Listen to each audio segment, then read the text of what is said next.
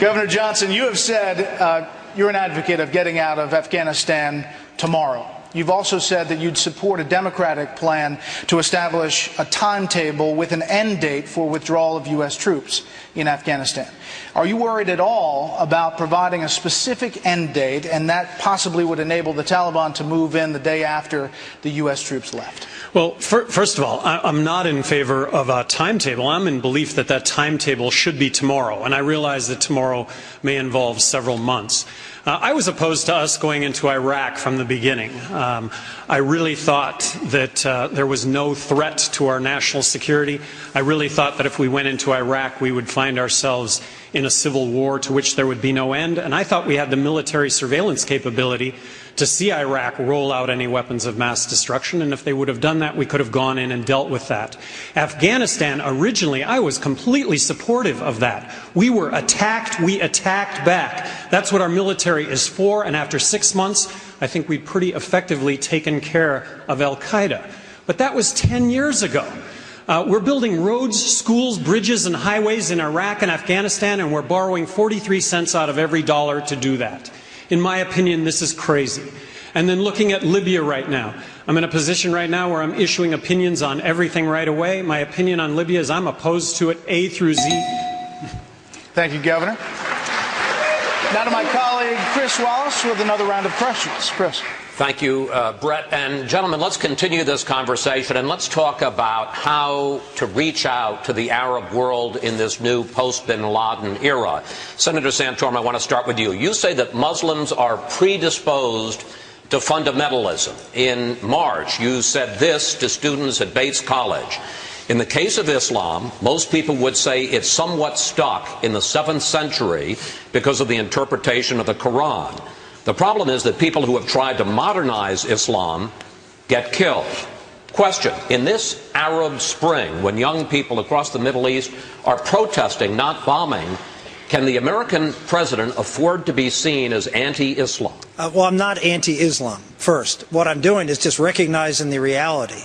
And the reality is that the version of Islam that is practiced in the Middle East, that is growing and spreading, is one that is not going to be one that we can deal with very easily. It's one that requires, as a Catholic it's a tough term to say, reformation. It requires some sort of introspection within the Islamic world. And I think we have an opportunity now that we have shown that we are going to be vigilant, that we're not going to back down.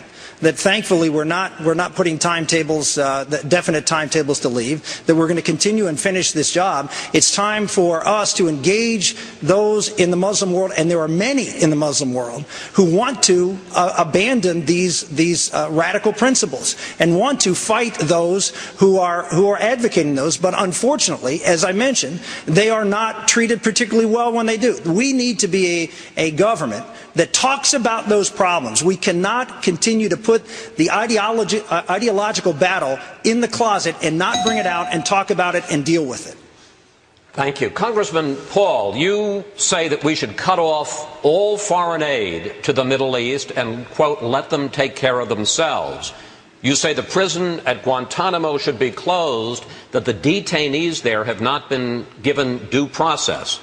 Governor Pawlenty said a couple of months ago that bullies respect strength, not weakness. Is Governor Pawlenty wrong? Well, I think strength is good, but you have to have strength in doing the right things. I think secret military prisons, keeping people there for years and years without due process, is not a characteristic of a republic that believes in freedom. It is just not the process. It's more typical of an authoritarian government to have secret prisons. So therefore, I don't think it serves our purpose. We have tried nearly 300 suspects in civilian courts, and hundreds of them have been convicted and put away. So why are we afraid of openness? Why do we have to move in the direction of giving up the right of habeas corpus, which someday, if we're not careful, will affect American citizens? We should treat people the way we think we might be treated under dire circumstances. And our dire circumstances are moving right along because we may have real trouble in this country and we may be subject to the same type of treatment. So we do not need secret prisons, nor do do we need the torture that goes on in these secret military prisons? I want to follow up on... I'd like to follow up on this with you, Governor Pawlenty, because you mentioned it in your first answer. We heard it, very different opinion from Congressman Paul. There is a renewed debate about enhanced interrogation in the aftermath of the taking out of Osama bin Laden. 2 years ago, you would not endorse waterboarding of high-value detainees. You said this: I think clearly we have to weigh the benefits of the information against the damage it causes not only to the individual, but to our values more broadly. Since then, Governor, have you decided where you stand on waterboarding? Well, I believe my position hasn't changed, Chris, in this regard. I've been all over the Middle East. I've been to Iraq 5 times. I've been to Afghanistan 3 times. I've been to many other countries in the Middle East, including Turkey and Kuwait and Jordan and Israel and others.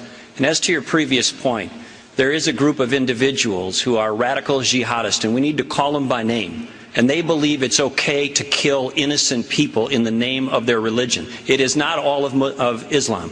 It is not all Muslims, but there is a subgroup who believe it's okay. In fact, it's their plan and design to kill innocent people. The first order of business of the United States federal government is to protect this country and the American people. And the people and the mindset that killed 3,000 of our fellow citizens on September 11, 2001 would have killed not 3,000 but 300,000 if they could have, or 3 million or 30 million. We need to do everything we can within our value systems and legal structures to make sure that doesn't happen. I support enhanced interrogation techniques under limited circumstances. Well, let me ask you all directly. This is going to be another raising of your hands, and you didn't answer this specifically, Congressman Paul. Raise your hand if you would support a resumption of waterboarding under any circumstances. Under certain circumstances or any circumstances? Under certain circumstances. Certain or any? Under any circumstances that you could imagine, not all. Sure, I'll do it.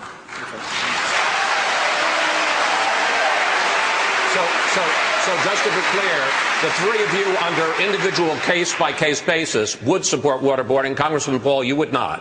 No, I would not. And Governor Johnson, you would not. Anything. I would not. Okay. Well, it's just simply not true, Ron. I mean, the fact is that right. what we found is that some of this information that we found out that led to Osama bin Laden actually came from these enhanced interrogation techniques. And by the way, we wouldn't have been able to launch a raid into Pakistan to get Osama bin Laden if we weren't in Afghanistan. May I say what prompted me to raise my hand on this issue very briefly? I heard Prime Minister Benjamin Netanyahu say it very clearly a few months after 9/11, 2001, after the tragedy. The terrorists have one objective: to kill all of us. And so, yes, I believe that we should do whatever means possible in order to protect the people of this nation. That's their ultimate goal.